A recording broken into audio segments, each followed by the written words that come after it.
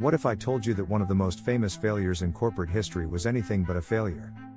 In the early 1980s, Coca-Cola made a move so bold, so controversial, that it sparked nationwide outrage, flooded customer service lines, and became the talk of the country. Yet behind the chaos, there may have been either an accidental genius or a calculated strategy that would forever change how companies understand human behavior, brand loyalty, and consumer perception. Coca-Cola was never just a beverage. For nearly a century, it had become a symbol of America itself: family dinners, summer barbecues, baseball games, and even war propaganda. People didn't just drink it, they trusted it, celebrated it, and made it part of their identity. That trust made the next corporate gamble incredibly risky. Long before the 1980s, Coca-Cola had carefully cultivated its image as more than a drink. Advertising campaigns had tied the brand to happiness, community, and Americana. Slogans like "the pause that refreshes" and iconic imagery of polar bears and Santa Claus weren't just marketing, they were cultural touchstones, embedding Coke into the American psyche. This deep-rooted emotional connection meant that any change to the product would inevitably trigger a reaction far beyond taste preferences. By the early 1980s, Coca-Cola faced a challenge unlike any before. Younger consumers were gravitating toward sweeter, more modern beverages. Pepsi was winning blind taste tests across the nation, and it wasn't just about flavor. It was about culture, youth, and rebellion. Pepsi had captured the energy and spirit of a new generation, while Coca-Cola risked losing relevance in a rapidly changing market. Inside Coca-Cola's boardrooms, panic set in. Sales were strong, yes, but perception was shifting. Relevance mattered more than numbers. Once people stopped caring about the brand, dominance could vanish quickly. In a bold, unprecedented move, Coca-Cola decided not to tweak its formula but to replace it entirely. The product was called New Coke. From a business standpoint, the move was rational. Focus groups approved it. Taste tests predicted success. Years of research had gone into perfecting the flavor. Everything was controlled, calculated, measured. Yet logic cannot measure emotion, and emotion would dominate the battlefield. When New Coke hit stores, the reaction was explosive. Consumers didn't just dislike it, they felt betrayed. Letters poured in, some angry, some tearful, claiming the company had abandoned its heritage. Some letters were so impassioned they read like personal manifestos, detailing memories tied to the original flavor. Radio shows mocked the decision for hours. Collectors hoarded old bottles, selling them at premium prices. Outrage became a nationwide spectacle. And suddenly, Coca-Cola was facing a crisis the likes of which it had never imagined. Customer service lines were overwhelmed. Thousands of calls arrived daily. Executives were stunned, they had anticipated criticism but not revolt. Media outlets labeled it the biggest marketing disaster of the century. New Coke appeared doomed. Then, just 79 days after its launch, Coca-Cola did something shocking. They brought back the original formula under the name Coca-Cola Classic. Public reaction was euphoric. Headlines praised the company for listening.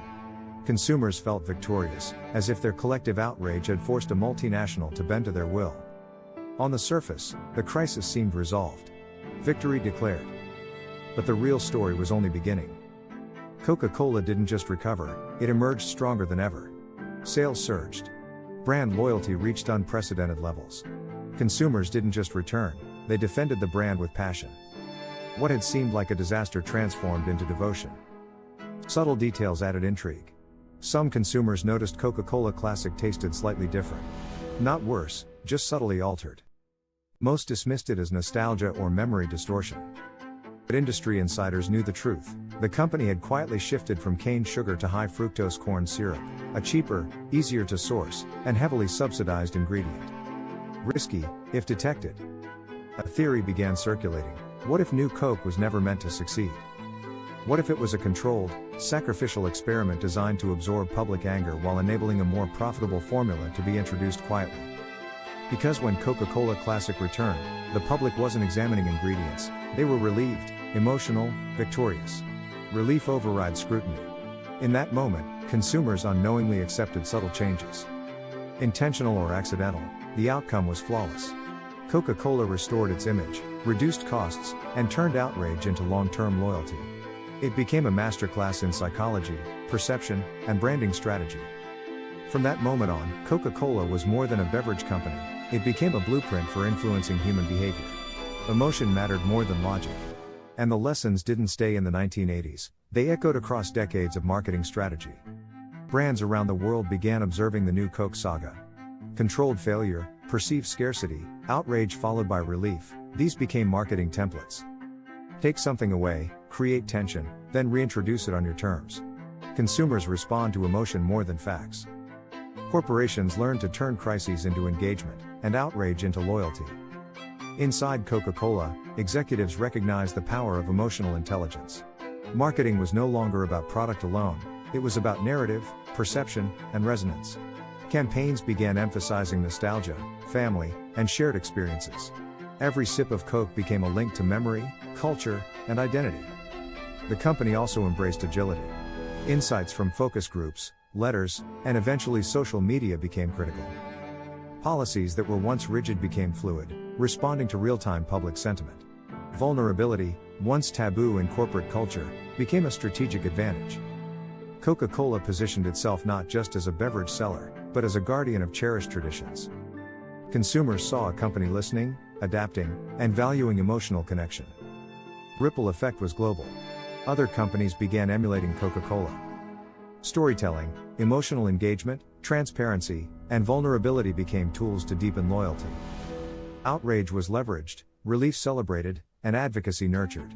New Coke became more than a product, it became a turning point in modern marketing philosophy.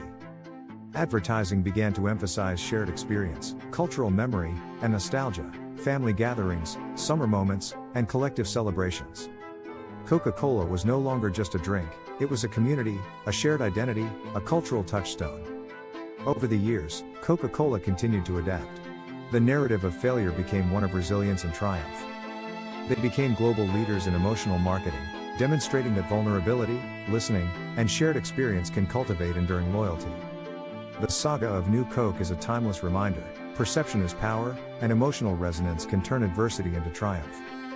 What began as a corporate experiment became a lesson in psychology, culture, and influence, a blueprint for brands to harness emotion in the modern marketplace.